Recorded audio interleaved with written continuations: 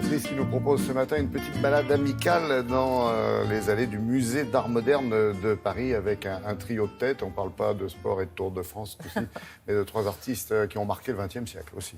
Ah oui, Derain, Ouais. Balthus et Giacometti. Ouais. Alors vous allez me dire quel est le rapport entre les trois? C'est vrai que c'est très tendance dans les expos à l'heure actuelle de rapprocher des artistes qui n'ont pas forcément de lien les uns avec les autres, si ce n'est qu'ils ont vécu à la même époque, qu'ils ont un peu bossé de la même manière, où il y a une influence commune. Ben là, le point commun, c'est que ce sont trois amis. Donc finalement, ils n'ont rien à voir l'un avec l'autre en termes de style, parce que Giacometti, on voit bien qui c'est le plus grand sculpteur certainement du XXe siècle et autres, qui allonge comme ça ses sculptures.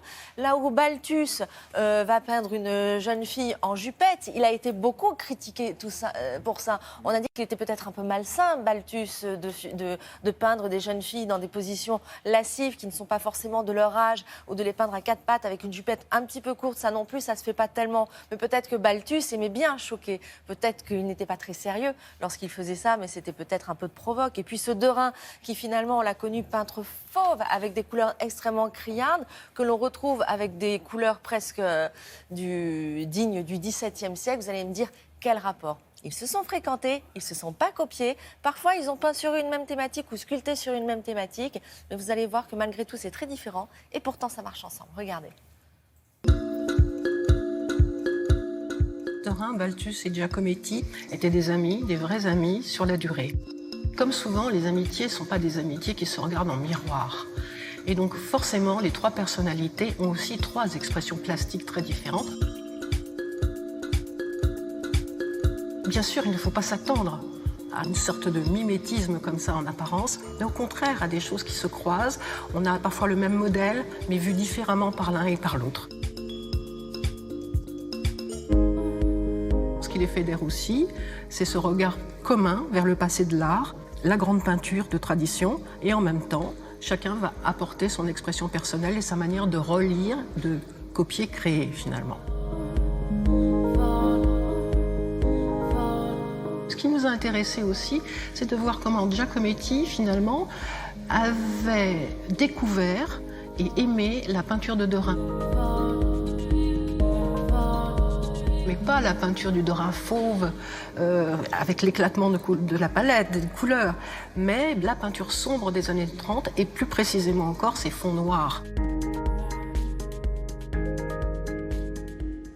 On a, à partir de la peinture médiévale et de la Renaissance italienne, un regard commun qui va aussi donner cette qualité de la peinture chez Balthus très proche de la fresque, avec des couleurs atténuées, avec les tons gris, les bleutés, et ces bleutés qui reviennent aussi d'une lecture, pour chacun d'ailleurs d'entre eux, assez passionnée de Cézanne.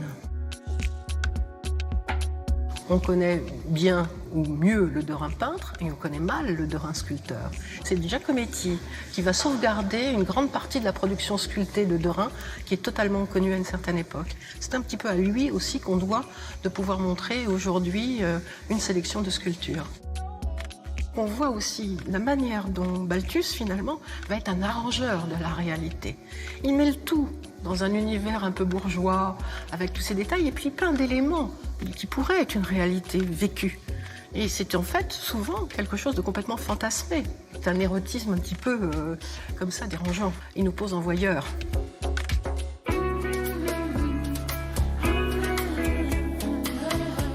Les uns et les autres restent trois figures complètement majeures de ce XXe siècle. Pour cette défense de la figuration, peut-être, mais pas simplement. C'est aussi cette espèce d'humanité qui est présente à travers l'œuvre des trois. Chacun, à sa manière, dans son style, va réinscrire cette sorte de solennité de la vie. Magnifique, bien. On peut la voir jusqu'à quand? Jusqu'au 29 octobre au musée d'art moderne de la ville de Paris. Trois grands génies quand même. Merci.